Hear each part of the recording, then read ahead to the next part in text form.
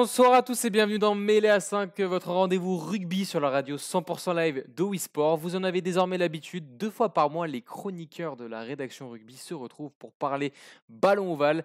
Évidemment, aujourd'hui, on parlera de la victoire de l'équipe de France en Irlande hier 15-13. On reviendra également sur les 2 autres rencontres de ce 6 nations en abordant tout d'abord le match de l'Angleterre et le débat donc sera de savoir où va cette équipe d'Angleterre après 2 prestations loin d'être convaincantes. On s'attardera également sur Louis Rhys-Zammit, la nouvelle pépite galloise qui a permis, ou en tout cas qui a été un des grands artisans du succès de son équipe contre l'Écosse.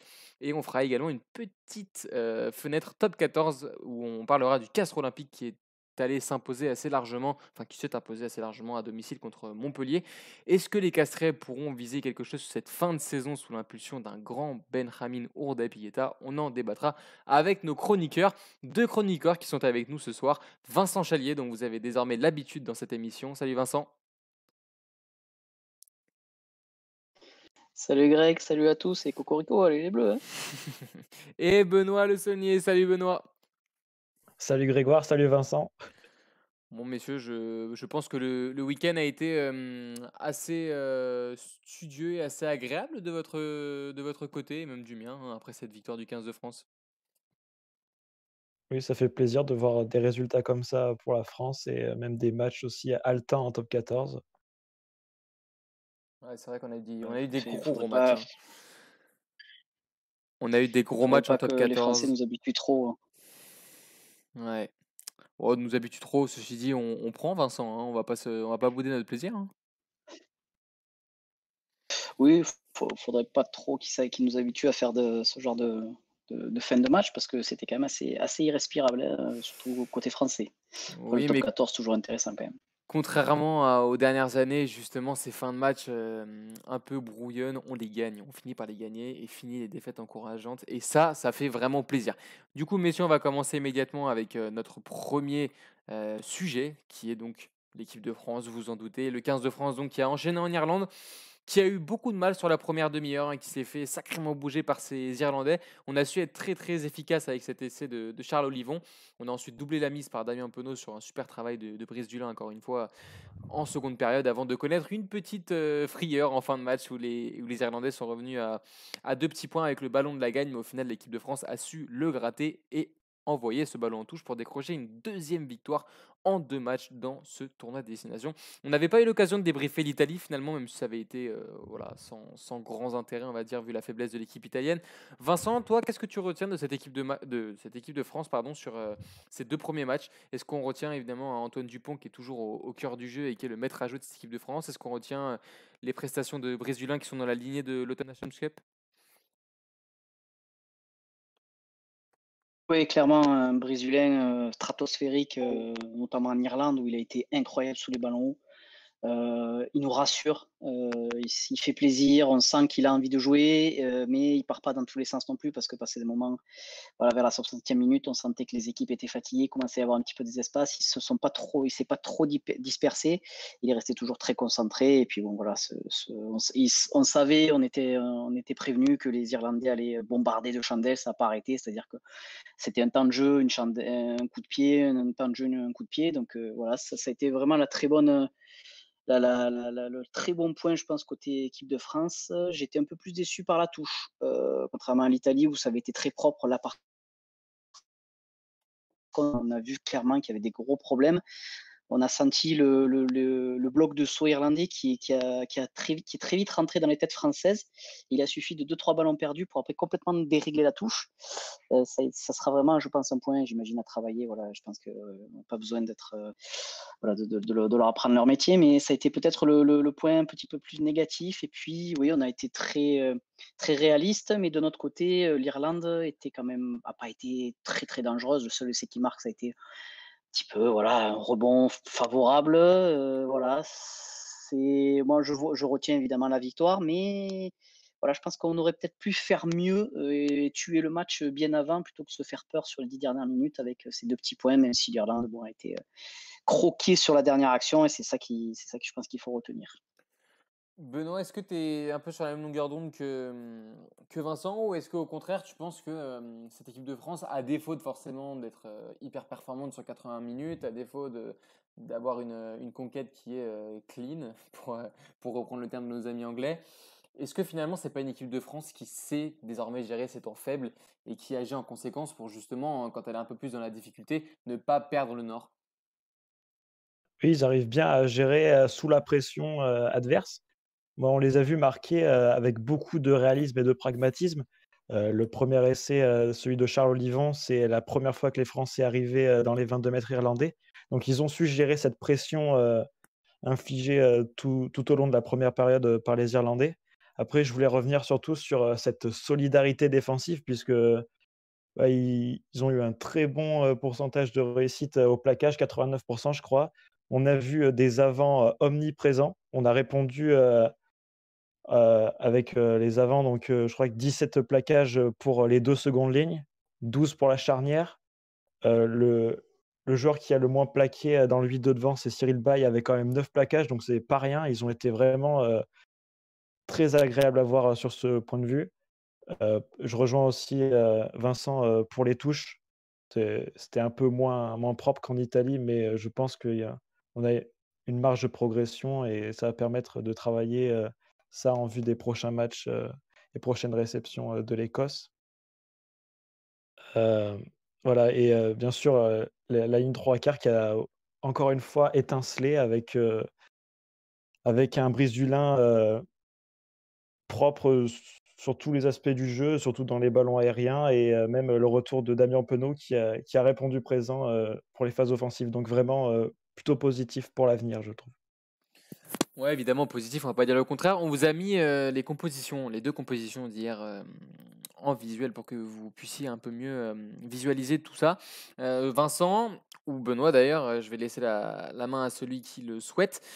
Justement, quels sont comment dire, les champs qui restent à travailler un peu du côté du 15 de France, les chantiers, voilà, c'est le mot que je cherchais. Est-ce que c'est la discipline qui, encore une fois, a été voilà, assez en demi-teinte, j'ai envie de dire. On a été, on peut pas dire qu'on a été indiscipliné, mais c'est vrai qu'il y a encore beaucoup de progrès à faire de ce côté-là. Est-ce que c'est encore quelque chose sur lequel on doit travailler? Est-ce que vous voyez d'autres choses sur lesquelles travailler? Bon, les ballons hauts, peut-être pas, parce que Brésilien a été tellement exceptionnel que c'est compliqué de dire qu'on a été mauvais sur les ballons hauts. Mais voilà, est-ce que pour vous, la touche, plus spécifiquement, ou même la conquête en général, ça reste des points à travailler pour ce 15 de France en vue de la suite? Vincent. Moi, je vois peut-être comment dire? De la constance. Voilà, on a vu que défensivement, on a été excellent, mais voilà, les Irlandais, ils ont pas non plus, envoyé du jeu comme jamais. C'est-à-dire, on se pose encore peut-être la question de savoir, est-ce que face à une équipe qui va envoyer du jeu, type Écosse, type, voilà, plus tard peut-être les Blacks, ou même les Australiens dans une moindre mesure, est-ce qu'on va être capable de tenir le choc sur des séquences de jeu où le ballon va passer d'une ligne de touche à l'autre, où ça va balayer dans tous les sens? Est-ce que là, on sera capable de rivaliser, notamment physiquement? Parce qu'on sait depuis le début qu'on a un jeu, basé donc, de dépossession, j'ai appris ce terme récemment, voilà, c'est-à-dire qu'on n'a pas énormément le ballon, donc forcément, on passe beaucoup de temps à défendre et on perd beaucoup d'énergie à défendre. Mais est-ce que sur des matchs où justement on n'aura pas la possession face à des équipes qui sont habituées à avoir la possession et qui envoient du jeu, est-ce qu'on sera capable de tenir sur la durée? Moi, c'est vraiment la question que je me pose. Pour l'instant, je pense qu'on n'a peut-être pas forcément eu une réponse parce qu'on n'a pas eu peut-être une équipe qui a été capable de nous proposer ce jeu-là. C'est pour ça que j'attends le match de l'Écosse avec impatience, parce qu'au vu du jeu déployé par les Écossais, ça pourrait être vraiment un gros test. Et puis après, c'est peut-être au niveau des soutiens offensifs. C'est vrai qu'on a eu deux trois fois notamment Julien Marchand qui a cassé la ligne et derrière, c'est soit on a eu le ballon ralenti par manque de soutien, soit carrément on a perdu le ballon, on a été pénalisé parce que le soutien était un peu en retard. C'est vraiment peut-être ces 2 points, sur lesquels il faudra travailler. Puis la touche, espérons que ça soit qu'un accident sur ce match-là parce qu'en règle générale, on a quand même toujours, ce secteur de jeu assez propre. Mais oui, donc j'attends de voir moi sur ces deux points que je viens d'évoquer. C'est vrai que cette équipe est assez paradoxale parce qu'on a quand même une équipe qui reste très jeune, il ne faut pas l'oublier. On l'a vu d'ailleurs avec la la faute assez inutile qu'a fait Dylan Cretin en fin de rencontre qui aurait pu coûter cher aux Bleus. Mais à côté de ça, c'est vrai qu'il y a des jeunes talents. Enfin, quand on voit Grégory Aldrit, Antoine Dupont, c'est des joueurs qui sont toujours jeunes, mais on a l'impression qu'ils ont déjà un bagage derrière eux et que c'est déjà les leaders de cette équipe qui est amenée, vous le savez, à performer à la Coupe du Monde en France en 2023. Mais voilà, c'est vrai, je ne sais pas ce que tu en penses, toi, Benoît, de cette équipe de France. Peut-être là où je nous ai trouvé très bons aussi, on reviendra sur les points faibles si tu le souhaites après, mais c'est vraiment dans le déséquilibre. Je trouve qu'on est très très fort dans le déséquilibre. On n'est pas forcément une équipe qui recherche la possession, mais en revanche, quand on a le ballon, on l'exploite très bien. On est capable de balayer la ligne et de déstabiliser même les défenses les plus rugueuses. Et c'est peut-être d'ailleurs ce qui fait la différence à une époque où on en parlera tout à l'heure, mais l'Angleterre, l'Irlande, le Pays de Galles, c'est des équipes qui ont beaucoup de mal à se renouveler. Oui, c'est ce réalisme qui leur permet, de résister face à ces grosses équipes et les points négatifs, oui, en défense, on ne peut pas se plaindre non plus, de la discipline des Français avec, 9 fautes, c'est quand même pas énorme, mais c'est souvent des fautes un peu bêtes. Tu as parlé de Dylan Crottin qui a bousculé un joueur irlandais, le carton jaune de Bernard Leroux est complètement évitable aussi, c'est un acte d'anti-jeu assez bête. Voilà, c'est peut-être, sur des points comme ça qu'il faudra éviter, éviter de faire ce genre d'erreur, mais sinon, je pense qu'il y a encore des points à travailler, notamment, peut-être au sol aussi où des fois on perd les appuis, mais voilà, je pense que ça va il y a des points à travailler, mais ça ira mieux, avec le temps. Bon, on va pas se le cacher, messieurs, l'objectif désormais, c'est clairement le titre, Vincent. Oh oui, oui, clairement. Ben, enfin, ça serait dommage de viser autre chose. Même, je pense qu'on peut viser le titre et le Grand Chelem, parce que c'est comme ça qu'on deviendra meilleur, c'est en ayant des objectifs élevés. On sait qu'on a un staff qui a des objectifs élevés, qui est très professionnel, qui est dans l'analyse du détail, et puis qui a à sa disposition, comme tu disais, une équipe jeune, talentueuse, pleine d'avenir. Donc c'est le moment, je pense, voilà, on est en 2021, il nous reste 2 ans avant la Coupe du Monde. Si on peut faire 2 éditions ou 3 éditions du tournoi réussies avec un grand chelem ou des titres au bout, faudra pas s'en priver. Et puis bon, après, voilà, on est quand même assez tatillon sur certaines phases de jeu. Mais après, voilà, cette équipe de France qui nous fait rêver, qui nous fait halter cette fin de match, etc. Mais quel bonheur. Enfin, moi, j'attendais ça depuis 10 ans et depuis la finale de la Coupe du Monde en 2011. Quoi. C'était à peu près ça. Je grossis le trait. Mais donc voilà, profitons-en, prenons du plaisir. Et puis, je pense qu'on sera agréablement surpris par cette génération qui fait plaisir et qui a 24, 25 ans de moyenne d'âge. C'est bon pour l'avenir et c'est plein de promesses. Benoît, évidemment, qu'on jouait ce titre avant même le début du tournoi. Maintenant, quand on voit le niveau des Anglais, quand on voit le niveau de l'équipe de France, est-ce que c'est vraiment raisonnable de pouvoir attendre autre chose que le titre dans cette compétition?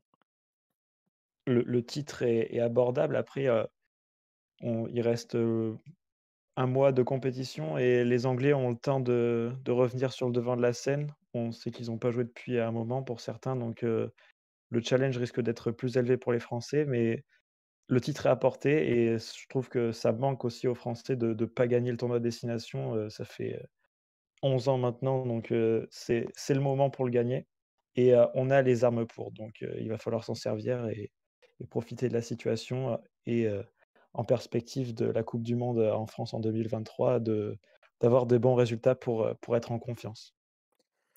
Messieurs, pour conclure un peu ce débat sur l'équipe de France, je pense qu'on a fait le tour sur tout ce qui était Irlande-France en tant que tel. Est-ce qu'on a vraiment désormais un 15 qui se dessine? Il y a peut-être une incertitude à l'aile entre Villiers et Thomas, ou éventuellement entre Penaud et Thomas. Au poste de 6 aussi. Bon, au poste de centre, il y a Arthur Vincent. Bon, on sait très bien que le titulaire au poste, c'est Vakatawa. Est-ce qu'on n'est pas en train déjà de se dessiner une équipe type à à 2 ans du mondial maintenant, Vincent? Oui, oui, oui, sincèrement, je pense qu'on peut le dire sans trop se tromper, hors blessure évidemment, comme Vakatawa ou comme Ntamak. Mais oui, clairement, Oui, tu on fais est en bien de me train d'avoir rappeler, j'ai oublié Ntamak, oui, au poste de 10 évidemment, à la place de Mathieu Jalibert. voilà, on a une épine dorsale de 2, 8, 9, 10 et 15, où on sait que ça va pas trop bouger. En plus, ils répondent présents sur les matchs importants, sur les fins de match, etc. Ouais, ouais, clairement, on a une équipe qui, à mon avis, ne bougera pas trop, hors méforme et hors blessure. Mais tant mieux qu'on les si tôt, qu'on les enfin trouvé si tôt, et ça va permettre de bosser pour le futur. Et on voit que c'est la clé aujourd'hui. Les équipes sont tellement préparées physiquement dans les clubs, mais ce qui fait la différence, c'est quand on est capable d'enchaîner des entraînements ensemble, de régler du détail plus que du gros. Donc ouais, je pense que c'est plutôt bon signe d'avoir une épine dorsale à 3 ans de la Coupe du Monde. Moi, je sais pas ce que vous en pensez, mais c'est vrai que j'ai l'impression d'avoir entendu pendant des années, oui, les grandes équipes européennes, que ce soit l'Angleterre, le Pays de Galles, l'Irlande, elles ont mis en place un, un projet axé sur la formation, elles prennent des années d'avance, l'équipe de France ne se renouvelle pas, elle prend des années de retard, et j'ai l'impression que là, c'est en train de totalement s'inverser. Pour mon plus grand plaisir et pour votre plus grand plaisir aussi, je pense, Benoît. Oui, bah, déjà, on a une équipe, qui se dessine et on a aussi un banc qui est très bien garni à tous les postes. Donc, là-dessus, on a vu que la formation française, bah, elle est leader, par rapport aux autres nations.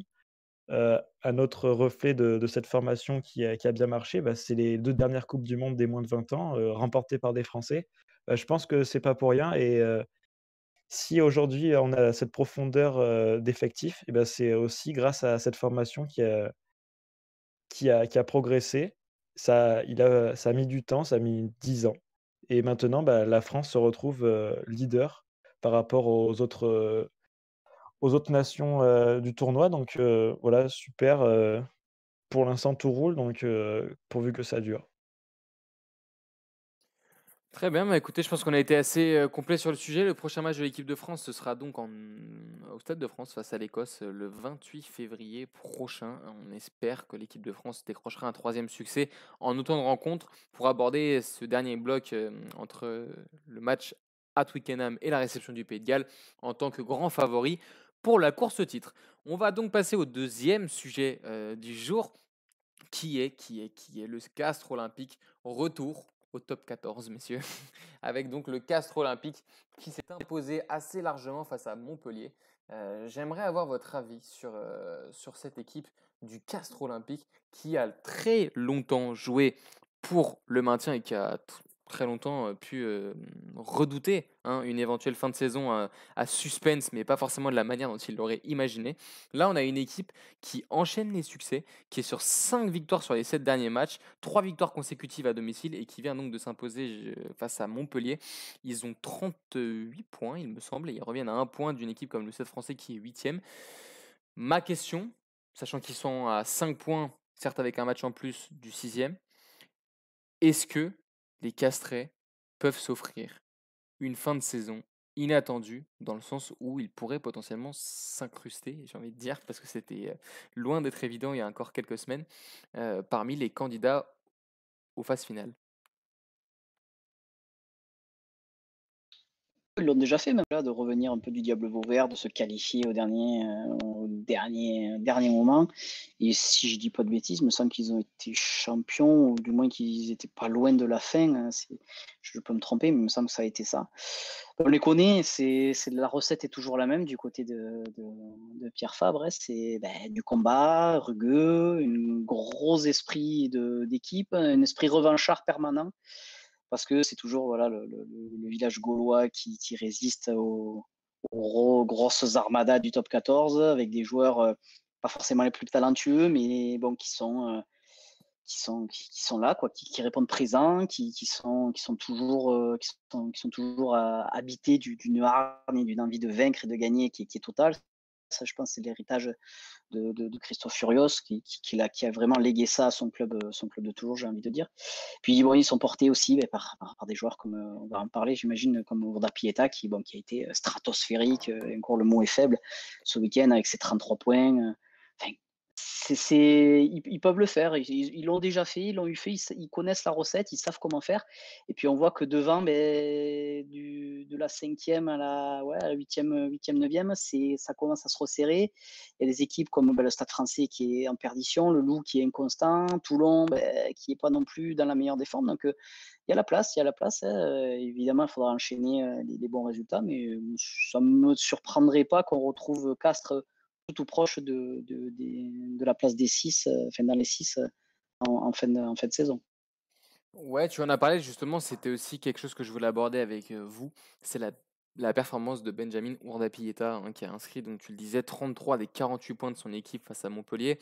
Donc il a inscrit évidemment toutes les pénalités et transformations, il a inscrit un essai sur une fin de passe, il est à l'origine de la passe au pied qui amène le dernier essai de Guimain, il libère très vite, il organise le jeu castré d'une main de maître. J'ai presque envie de dire que malgré son âge avancé, le renouveau du Castres olympique cette saison passe par Benjamin Ourda-Pilleta. On le sait, hein, c'est un joueur extrêmement expérimenté dans notre championnat. Benoît, qu'est-ce que tu en penses, toi? Est-ce que tu penses que, de une, le renouveau du Castres olympique et une fin de saison en boulet de canon passe par un grand Benjamin Ourda-Pilleta? Et est-ce que tu penses que Castres a ses chances pour finir dans le top 6? Je vous rappelle juste, messieurs, rapidement le calendrier du Castres olympique. Il y a un déplacement au Racing ce week-end qui est compliqué, mais on sait que quand on serre le jeu et qu'on y va un peu au combat, les armes à la main, gagner au Racing, c'est pas forcément ce qu'il y a de plus compliqué non plus quand tu te déplaces chez une équipe du haut de tableau. Ensuite, Castres va recevoir 3 fois. Alors certes, La Rochelle, Pau et le Stade Toulousain, mais c'est 3 réceptions consécutives, suivi d'un déplacement à Bayonne, donc ça fait peut-être un bloc de 4 matchs où il y a quelque chose à faire pour les Castrés. Alors Ourda-Pilleta pour moi, oui, c'est le maître à jouer, de Castres. C'était l'homme fort de Christophe Furios à Oyonnax. Il l'a amené, dans la ville, du Tarn. Il y est depuis un moment. C'est vraiment, le maître à jouer. Il est, indispensable, je dirais, à l'alignement, castré. Donc, oui, c'est sur lui que portent, les succès, de Castres. C'est en grande partie grâce à lui. Après, est-ce que je vois Castres revenir dans le top 6? Je pense pas franchement parce que je trouve qu'ils Lyon reste au-dessus avec leur 7e place et je vois aucun locataire du top 6 pour le moment, ne pas être qualifié. Entre Toulon, Clermont qui seraient, ceux qui finiraient en bas, des qualifiés, je ne les vois pas aller en dessous. Alors je dis pas ça parce que je suis clermontois, mais je pense que la fin de saison, ils pourraient se rattraper. Mais voilà, Castres, qui se reprend en main en tout cas parce que le début de saison était un peu plus compliqué par rapport à d'habitude. Mais voilà, je les vois pas se qualifier, malheureusement. Après, peut-être qu'ils me feront mentir, mais Justement, on avait Flavien il y a 2 semaines parce qu'on avait eu ce petit débat sur qui se qualifiera. Et il voyait en tout cas, lui, Toulon craquer au profit d'une équipe comme par exemple Lyon.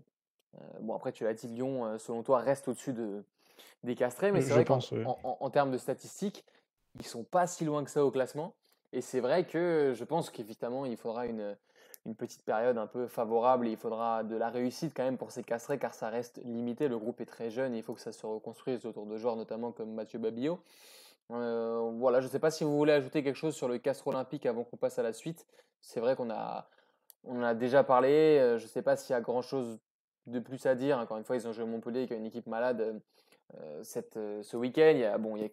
Montpellier s'est relancé contre le Stade français, mais j'ai envie de vous dire, le Stade français relance un peu toutes les équipes qui sont mal en point. Donc voilà, c'est pas non plus une grosse référence. Voilà, je ne sais pas si vous avez quelque chose à rajouter sur le joueur, sur un joueur en particulier du Castres olympique, sur l'équipe en elle-même, sur la course au top 6. Je pense que le calendrier aura vraiment son importance et en y regardant de plus près, comme tu dis, ils auront 3 réceptions consécutives, puis à chaque fois, ça va être un gros et un adversaire à sa portée. Un gros, un adversaire à sa portée. C'est-à-dire qu'ils vont recevoir La Rochelle, ils vont recevoir Pau, ils vont recevoir Toulouse, puis après ils vont aller à Bayonne, puis ils vont recevoir Lyon, et puis après ils vont à Brive. Voilà, donc en fait, je pense qu'ils ont quand même un calendrier plutôt favorable Ah, mais clairement. par rapport à d'autres, comme le Loup, voilà, où je pense que vraiment ça et puis il y aura un Castres Loup le 8 mai, je vois, qui à mon avis vaudra son pesant de cacahuètes. même si la fin du calendrier du Loup est quand même plus favorable. Mais bon, je pense que ouais, le calendrier aura vraiment son mot à dire. Et puis Castres, ben, on le sait, sauf blessure évidemment voilà, d'un Norda Pieta, ou même on voit un Tichit qui revient dans une forme assez impressionnante. Ça va être évidemment compliqué, je dis pas qu'ils vont le faire, mais ça m'étonnerait pas qu'ils viennent titiller en tout cas, voilà, les six, une petite place dans les 6 jusqu'au bout. Ce qui est sûr, c'est qu'on fonce tout droit vers, des phases qualificatives à fort suspense. Ouais, c'est vrai que ce top 14, on est gâtés, hein, cette année. Le top 14 est de toute beauté, j'ai envie de dire. On a des gros matchs, des gros affrontements entre les meilleures équipes du championnat. On a un suspense à tous les étages qui est assez hallucinant parce que c'est vrai qu'on a beaucoup parlé du top 6 ces dernières semaines. Mais en bas, bon, Agen est condamné. Mais après, la lutte pour le barrage entre Montpellier et Bayonne s'annonce assez palpitant. C'est vrai que bien malin est celui qui sera capable de dire à l'heure actuelle qui des deux sera barragiste en fin de saison. Maintenant, voilà, c'est pour notre plus grand bonheur, comme on l'a souvent répété depuis le début de cette émission, entre le 15 de France et la beauté de ce top 14 cru 2020-2021. Mais en tout cas, on sera vraiment très attentif à la suite. On va maintenant retourner sur le 6 Nations avec un sujet que vous attendez tous, messieurs. Le sujet, un peu, on va pouvoir se lâcher sur cette merveilleuse équipe d'Angleterre. Voilà, sur nos ennemis jurés, dont on n'a pas beaucoup parlé finalement ces dernières semaines sur la radio. Mais voilà, j'aimerais donc lancer le débat de la semaine. Le débat, la question officielle, c'est où va l'Angleterre? Je m'explique. C'est vrai qu'on a vu une équipe d'Angleterre bon, qui a été finaliste de Coupe du Monde en battant le All Black en demi-finale. Je ne vais pas vous refaire l'histoire. Qui a gagné l'Autumn Nations Cup, qui a gagné le dernier Six Nations, qui était peut-être le grand favori de ce tournoi avec les Bleus. Mais en attendant, en tout cas, une équipe bien plus souveraine, bien plus conquérante. Ils ont perdu à Twickenham face à l'équipe d'Écosse où ils ont été pris à leur propre jeu, où les Écossais, on les connaît, hein, au combat, ils s'attardent vraiment à bien faire les... ce qu'ils savent faire, j'ai envie de dire. Enfin bref, je me suis peut-être un peu emmêlé, mais en tout cas, c'est vrai que les Castrés, pour le coup, leur plan de jeu est très clair. Ils n'ont pas du tout été mis en difficulté par les Anglais à la hauteur de ce qu'on pouvait attendre. Et même là, face à l'Italie qui est réputée l'équipe la plus faible, que l'équipe de France a écrasé à Rome il y a 2 semaines, voilà, on a retrouvé une équipe d'Angleterre qui s'est appuyée sur ses individualités, sur Watson, sur Johnny May. Mais on a une équipe qui n'a pas produit grand-chose. On a une équipe qui n'a pas de fil conducteur. On a une équipe qui n'a pas de stabilité défensive. Je crois que c'est un Tristan, un des chroniqueurs de notre rédaction, qui nous disait pendant le match en off, bah, Eddie Jones, en fait, je crois qu'il cache bien son schéma de jeu à ses joueurs. On se demande même s'il se le cache pas à lui-même. Donc voilà, la question que j'aurais aimé vous poser, c'est à l'instar d'équipes que justement comme les Gallois ou comme les Irlandais, où va cette équipe d'Angleterre? Est-ce qu'on n'est pas en train d'aller sur une certaine forme d'échec avec une génération vieillissante qui n'a pas de succession, ou alors une succession qui n'est pas à la hauteur des attentes, Vincent?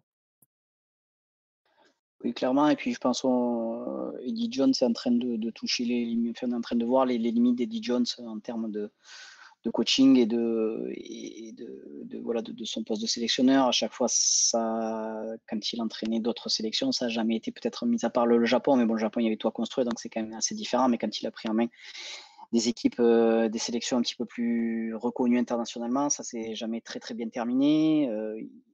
On a l'impression qu'il s'entête, par exemple, à vouloir laisser un Wayne Farrell qui n'a plus son rayonnement habituel, alors que l'Angleterre entière lui réclame George Ford. Ouais, il y a ce renouvellement de génération. Je pense qu'ils ont pas encore digéré leur finale de Coupe du Monde. C'est ce qui est assez drôle.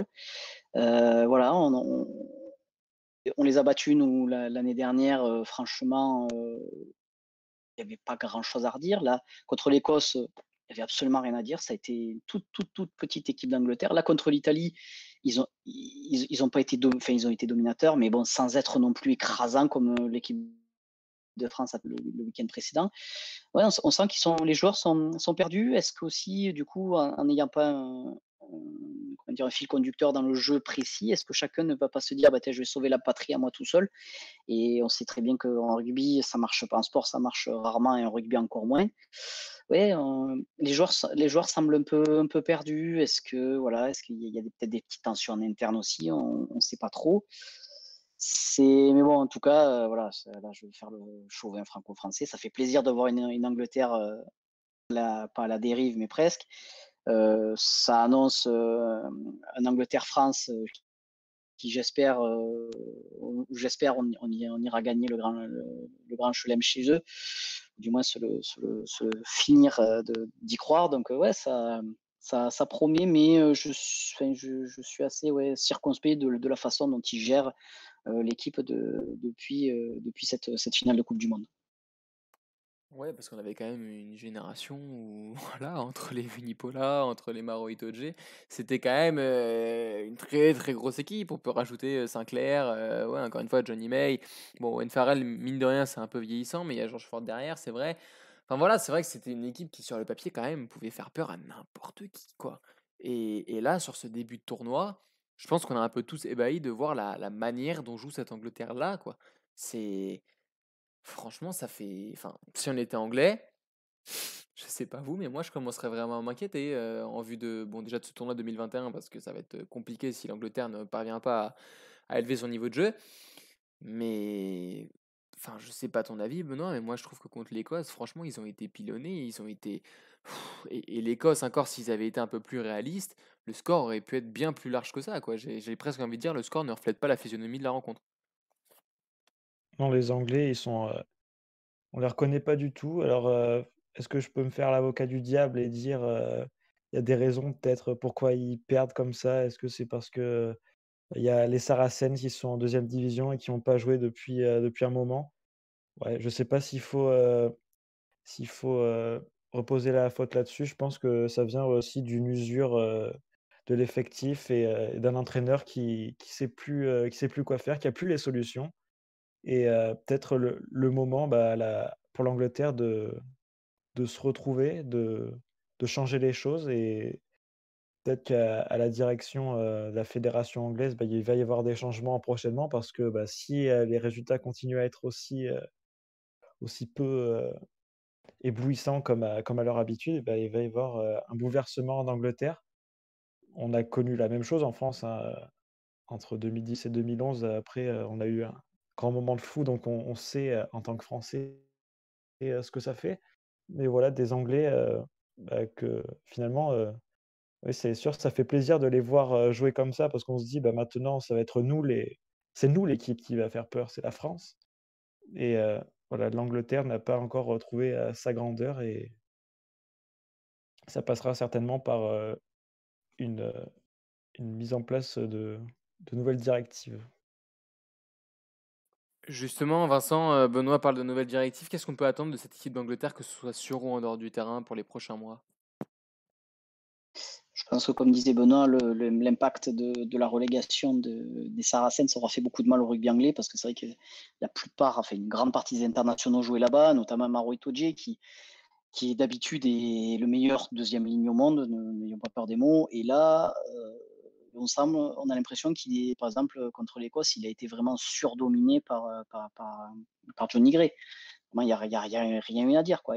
D'habitude, il vole toujours des ballons un petit peu, voilà, à la limite. Là, il a plus son rendement habituel. Est-ce que psychologiquement aussi, est-ce que ça n'a pas eu un impact plus fort que prévu? Après, on est habitué, la fédération anglaise, en général, ils badinent pas. C'est pas des demi-décisions comme on a pu le connaître en équipe de France de la part de la FFR, de la LNR, en disant oui, on vous donne les joueurs pendant 3 jours, puis ils reviennent dans leur club, etc. Là, en général, c'est de grosses décisions qui ont un impact quasi immédiat. On voit aussi peut-être le renouvellement de génération. Voilà, les Français, mine de rien, ils ont été 2 fois champions du monde des moins de 20 sur les 2 dernières éditions. On les retrouve petit à petit dans le 15 de France. Les Anglais, ben, ils ont joué la finale, la finale contre les Français, si je ne dis pas de bêtises, lors du premier titre. Puis derrière, il n'y a plus rien. On sent qu'il y a peut-être plus un réservoir qui arrive pas à être renouvelé. Est-ce que voilà, il y a peut-être les conséquences aussi du Covid. Mais connaissant les instances anglaises, en général, ils rigolent pas avec ça quand il s'agit de l'équipe nationale et il va falloir s'attendre, je pense, à des gros changements. Et peut-être que notre ami Eddie Jones sera peut-être plus là à la fin de de ce tournoi à destination. Ça sera peut-être le premier étage de la fusée qui sera, qui sera lancé de la part des instances, mais je ne m'étonnerais pas de voir de grosses décisions assez tranchantes de la part des instances anglaises pour rendre voilà, ce côté dominateur au rugby anglais qui leur plaît tant. Merci pour votre éclairage, messieurs. En tout cas, on suivra ça attentivement. On rappelle que le prochain match de l'Angleterre, ce sera face au Pays de Galles. Le Pays de Galles, qui mine de rien, dont on va parler, c'est parfait, ça nous fait une petite transition. Mais tu as 2 victoires en 2 matchs. Du coup, c'est vrai que presque une victoire des Anglais pourrait nous arranger pour le coup, hein. Si jamais on parvenait à s'imposer en Écosse, on pourrait même être champion avant la dernière journée si jamais on gagne nos 2 prochains matchs et que l'Angleterre bat le Pays de Galles. Messieurs, du coup, on va aborder le dernier thème de cette émission. On va se concentrer, donc après avoir parlé de l'événement de la semaine, du joueur de la semaine et aborder le débat de la semaine, on va s'attarder aux joueurs de la semaine. On avait beaucoup hésité avec Benjamin Ourda-Pieta du coup, mais on s'est dit, vu qu'on en parle déjà à travers le Castre Olympique, on va pouvoir parler de quelque chose d'autre et finir notre point sur le 6 Nations. On va donc parler de la pépite Louis Riz-Zamit. Voilà. J'ai fait un petit mix de son prénom. Donc, c'est un joueur de 19 ans, l'ailier qui évolue à Gloucester. Il a inscrit un doublé ce week-end et en plus d'être à l'initiative d'un mouvement qui amène le 2e essai, c'est un des joueurs qui a très clairement permis au Pays de Galles de s'imposer en Écosse. C'était samedi, on le rappelle, en fin de journée. Messieurs, j'ai plusieurs questions pour vous. Déjà, qu'est-ce que vous pensez de ce joueur? Parce que c'est vrai qu'il a été très vite catalogué comme le renouveau du Pays de Galles. Et on l'a vu d'ailleurs ce week-end, une équipe du Pays de Galles qui avait beaucoup de mal ces derniers temps à se trouver offensivement, à proposer des choses intéressantes. Voilà, lui c'est un peu le dynamiteur, c'est un peu lui qui est à l'origine des actions intéressantes et dangereuses de la part des Gallois. Est-ce que, je vais pas vous poser la même question que pour le Castre Olympique et Ourda Pieta, est-ce que le renouveau du Pays de Galles passe par Louis Riz-Zami? Mais en tout cas, quel bilan peut-on faire du Pays de Galles après 2 matchs et quelle influence a ce jeune joueur dans l'effectif gallois? Benoît. Je trouve le Pays de Galles a vaincu par 2 fois, mais dans la difficulté. Donc je pense que c'est pas l'adversaire forcément Et 2 fois le à plus 14, dur hein. à jouer. Et 2 fois à 14, oui, donc d'autant plus Enfin, les un équipes peu, adverses étaient à 14, quoi. oui, oui, avec le carton rouge de Peter O'Mahony notamment. Et voilà, donc bien difficile pour le Pays de Galles, je trouve, et ils sont encore en reconstruction là, même l'année dernière, c'était pas la grande forme et cette année, je les vois pas gagner le tournoi. Donc un peu difficile pour eux, je trouve et pour, en revenir sur, Riz-Zamit, pour moi, ce joueur, il crève vraiment l'écran. Je le trouve incroyable et il a tout pour faire une grosse carrière. Il est rapide, il a des appuis, tout ce qu'on demande à un ailier, mais avec, des capacités décuplées, on a l'impression. Donc vraiment, c'est, le joueur à suivre, dans ces prochaines années et dans ce tournoi notamment. Vincent, toi, tu as une impression sur les premiers pas internationaux, en tout cas, de Louis Riz-Zamit?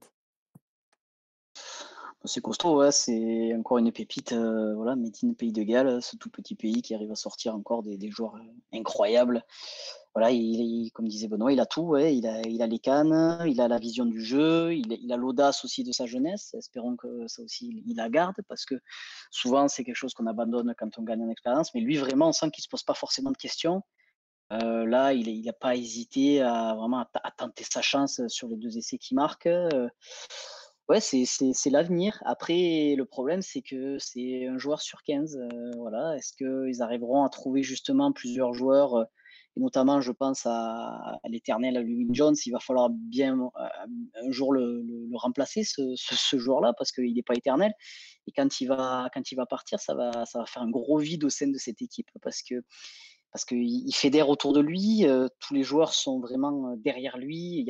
Vraiment, il amène son équipe à se dépasser et à chercher à puiser au plus profond quand ça va pas.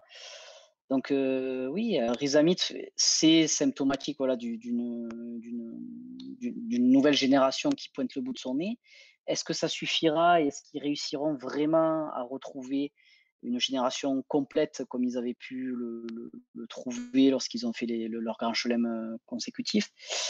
C'est encore, je pense, une autre histoire. Et puis voilà, pour parler plus généralement globalement du Pays de Galles, c'est vrai que voilà, certes, ils ont gagné en étant limités, enfin en étant à l'arrache, etc. Mais ils ont réussi quand même à chaque fois à pousser l'équipe d'en face à avoir un carton rouge. Donc ça veut dire quand même aussi qu'ils arrivent à pousser les équipes adverses un petit peu dans les retranchements, notamment psychologiques. Donc c'est une équipe, il faudra évidemment s'en méfier parce qu'on sait que ça fait partie des équipes qui sont un petit peu éternelles comme l'Irlande. On sait à quoi s'attendre avec eux. Ils ont un très bon buteur, personne de Halfpenny. À l'ouverture, c'est plutôt pas mal. Devant, c'est toujours solide, c'est costaud, mais sans être non plus surpuissant physiquement. Donc, on sait à quoi s'attendre. Mais bon, effectivement, je pense que la France est quand même un cran au-dessus en ce moment, et notamment avec cette confiance accumulée depuis ces derniers matchs. Je ne pense pas ça m'étonnerait vraiment qu'on soit secoué par ces Gallois. Oui, tu as soulevé plusieurs points intéressants, hein. Déjà, il y a celui de la succession. C'est vrai qu'Halloween Jones, malgré son âge avancé, encore une fois, reste un des meilleurs du monde à son poste, mais c'est un joueur qu'il va falloir remplacer. Je trouve personnellement que peut-être qu'ils insufflent pas assez de sang neuf et qu'ils profitent pas justement de l'expérience d'un Halloween Jones qui ne sera pas éternel pour encadrer une nouvelle génération. C'est une génération quand même assez vieillissante, même si c'est vrai, il y a eu quelques injections de plus jeunes joueurs, mais c'est vrai que globalement, ça reste compliqué. Et encore une fois, je rattache ça à l'Angleterre et à l'Irlande, hein, mais c'est vrai que j'ai l'impression que c'est vraiment trois équipes qui, à défaut d'avoir nécessairement le même style de jeu, sont dans la même impasse, j'ai envie de dire. Je ne sais pas si tu as le même avis, Benoît. Oui, ça, on ne sait pas si ils vont pouvoir se reconstruire, sur la durée, les Gallois. Voilà, cette équipe vieillissante, ça se trouve, ils vont nous sortir, voilà, une équipe, qui va rivaliser encore, pour les prochaines années, mais pour l'instant, ça paraît bien flou. Alors, contre le Pays de Galles, il va falloir, être, très bon, offensivement, défensivement, ne pas faire de fautes surtout parce que, comme tu as dit, Halfpenny, bah, au pied, il va être, clinique, comme on dit. Donc, voilà, il va falloir être, très propre face à des Gallois quand même parce qu'ils ont cette, faculté à savoir, marquer, quand ils en ont l'occasion. Après, l'équipe de France aura l'avantage de jouer au Stade de France, donc, là aussi un avantage, qui penche, pour nos bleus. J'ai envie de vous poser une dernière question avant de terminer cette émission. Du coup, on a un peu parlé de toutes les équipes, peut-être à part l'Écosse finalement, dont on n'a pas trop parlé. Quel est pour vous le plus gros adversaire des Bleus d'ici cette fin de tournoi? Bon, l'Irlande, a priori, avec deux défaites, est out de la course au titre. L'Italie, on n'en parle pas.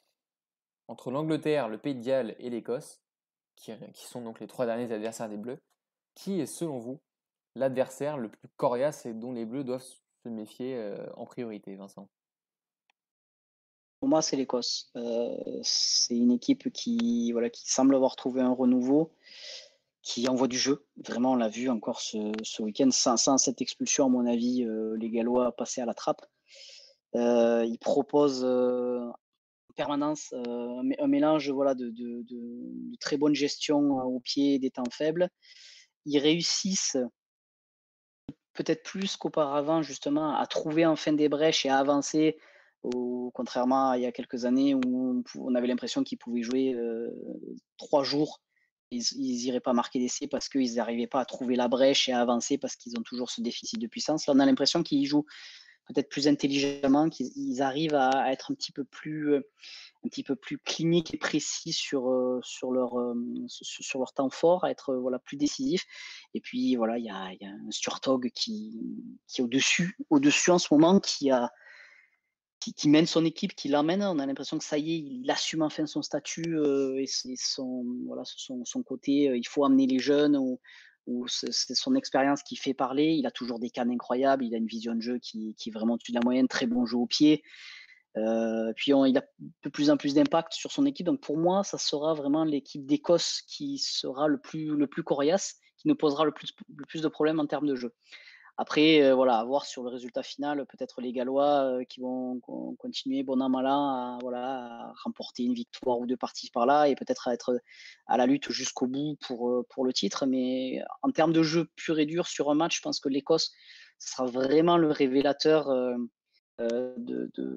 pour cette fin de tournoi. Et alors, je ne suis pas tout à fait d'accord avec toi, Benoît. Je pense que le stade, là, n'aura pas d'impact, contrairement habituellement, parce que, par exemple, si le stade avait été plein en Irlande ce week-end, je ne suis pas persuadé qu'on aurait fait cette fin de match, parce que les Irlandais auraient clairement été poussés par leur public.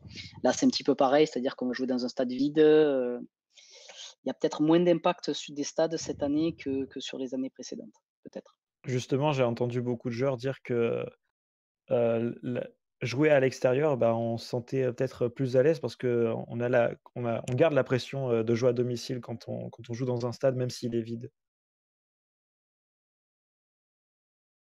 Justement, pour toi, Benoît, Vincent donc nous a fait part de son avis sur l'adversaire le plus coriace des Bleus d'ici la fin du tournoi. Il est parti sur l'Écosse. Est-ce que tu pars sur le même choix ou de par Non, l'expérience, de je par la roublardise, j'ai envie de dire, tu partirais plus peut-être sur une équipe comme l'Angleterre?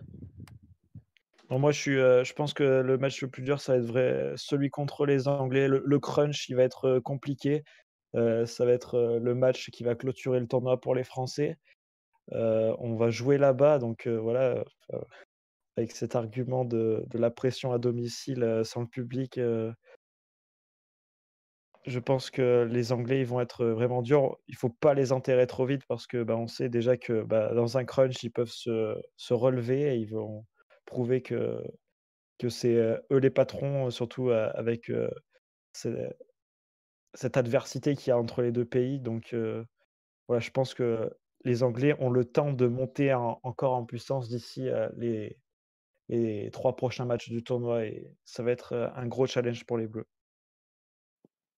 Je suis assez d'accord avec Benoît, même si c'est vrai que je partage l'avis de Vincent, comme quoi peut-être qu'en termes d'équipe qui monte et qui peut nous poser des problèmes sur le style de jeu proposé, en tout cas c'est l'Écosse, on l'a vu l'année dernière, ils nous ont battus à Murrayfield. Mais voilà, un crunch reste un crunch et je pense qu'effectivement c'est un match qui est tellement à part qu'une équipe comme l'Angleterre peut soudainement se révolter, se remobiliser contre l'équipe de France.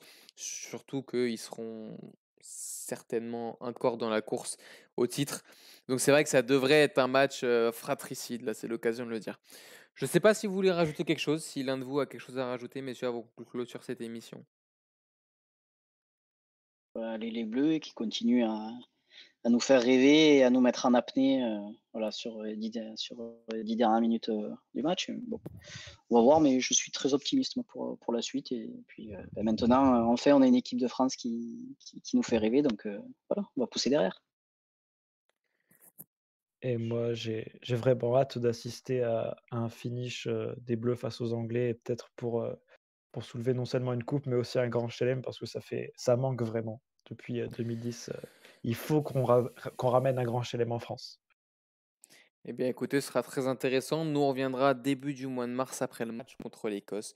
Donc, pour savoir si, selon Vincent Chalier, nous aurions fait le plus dur en venant à bout de cette équipe écossaise et des coéquipiers de Finn Russell.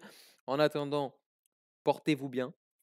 Prenez soin de vous, c'est le plus important. Merci, messieurs, de m'avoir épaulé ce soir pour cette belle émission. Et nous, donc, on s'en donne rendez-vous tous les week-ends sur le site internet de Wisport avec évidemment les articles de nos rédacteurs et dans 2 semaines pour la 3e édition de cette saison 3 de Mélas 5. Bonne soirée à tous!